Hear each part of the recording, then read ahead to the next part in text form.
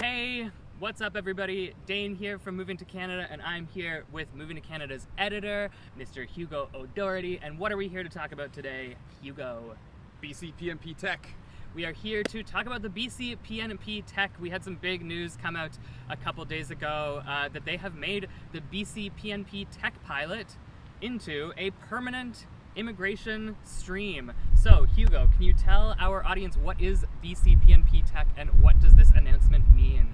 Yeah, so it came in about 4 years ago as a pilot program, all right? Okay. So it was brought in, they were going to see how it worked, and over the last 4 years, more than 6,000 workers have been nominated through this stream. It has been wildly popular among workers, employers, government officials. Everyone loved the BC PNP Tech Pilot program, and now it is permanent. So what does that mean? It means that we can expect this program to be a fixture of the BC PNP immigration program now and forever, okay? Or at least indefinitely. The reasons why this has been so popular, so priority processing, okay? Typically a BC PNP nomination takes 2 to 3 months to process. Right. Applicants through the BC PNP, those who are approved, typically get approved within just a few weeks. There is a work permit for the period after you apply until you get full permanent resident status. Right. And that work permit doesn't require a labour market impact assessment, otherwise known as an LMIA. Well, and so just to jump back here a little bit, so the BC PNP Tech, it requires, in order to apply, that you have a job offer. Is Correct. that correct? Yeah. Okay. And it has to be a job offer in a tech occupation? Is it like any tech occupation, or how does that work? Great question. So there's actually 29 currently, 29 priority occupations. BC takes a pretty broad definition of what tech means. So some of the occupations are those that you might expect to see there. You got web developers, software engineers, graphic designers, okay? Very techie jobs. Right. You've also got civil engineers, mechanical engineers, chemical engineers, editors, that's me and you. Ooh. All right. You got authors and writers, translators, and a bunch of other occupations, some of which you would traditionally identify as, yes, that's a tech occupation, and then others that aren't quite as techy, but yes, they are tech under the definition of the BC PNP Tech program. So we're going to pop those occupations in the description. Is that right? So you can just open up the description, read through them there, and we'll also link to our article on BC PNP Tech so you can read through all of this later on if you'd like. Now, Hugo, I'd like to jump back for a second because you mentioned the labor market impact assessment is not required for BC PNP Tech. And for those of you who follow PNPs very closely, you know that the job offer based PNPs, they often require you to get this LMIA, which is a document a Canadian employer gets to prove that they couldn't find someone in Canada or with Canadian permanent resident status to fill a position. So these PNP streams that don't require an LMIA for that work permit, they're not particularly common, eh?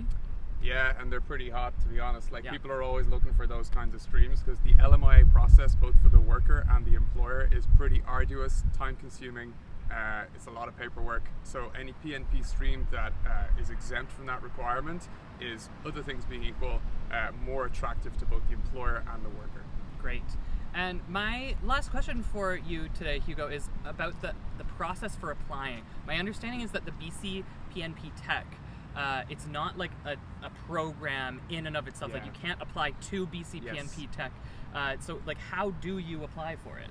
Yeah, so the BC PNP more broadly includes around 10 or 11 streams, okay? I won't go through what each and every one of those are, but BC PNP Tech aligns with a handful of those. I think it's 4 of those streams, a couple of which are through express entry and a couple of which are through what they call the skills immigration streams, okay?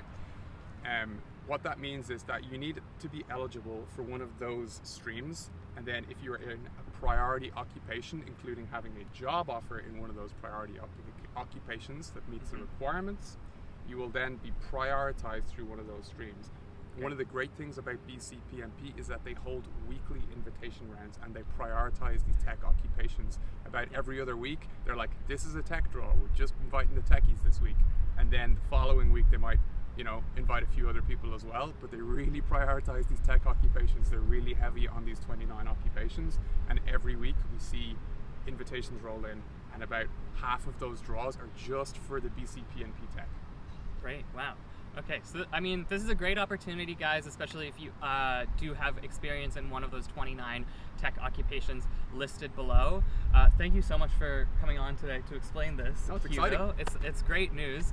If you guys out there watching have any questions about BC PNP, about the PNP more generally, or about the Tech Pilot, now the permanent program, drop them in the comments. We'll come back and we'll try to answer a couple of your comments later on. All the information, more resources are down in the description below. And if you guys find these types of videos informative, make sure you always like the video and hit the subscribe button. We always appreciate the love. So, thank you so much for joining us today. We will, of course, be back next time we got immigration news.